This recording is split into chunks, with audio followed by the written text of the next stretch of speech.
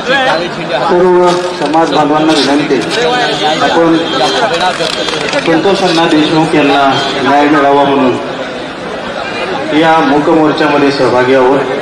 आपण सर्वांनी शांततेमध्ये मीडिया रथाच्या पाठीमागे चालायचे।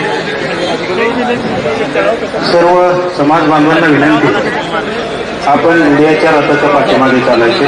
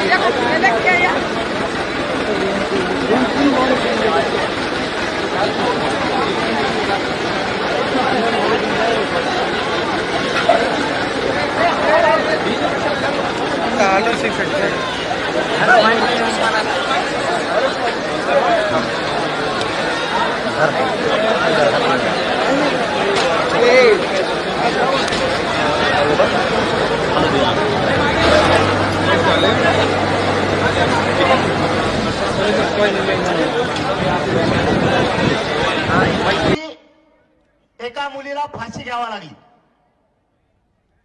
तरीही ते रॅकेट पकडलं जात नाहीये।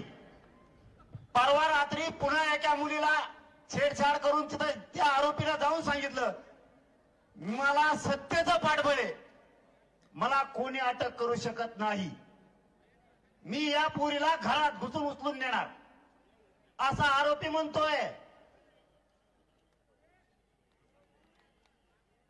मग जर हे मुख्यमंत्र्यांच्या हातात सत्ता येऊन, अधिकार येऊन जर मराठ्यांना न्याय मिळत नसला आणि तुम्ही जातीयवादी मंत्री जर पोचणार असलात तर आम्हाला दंडुके हातात घ्यावा लागणार आहे।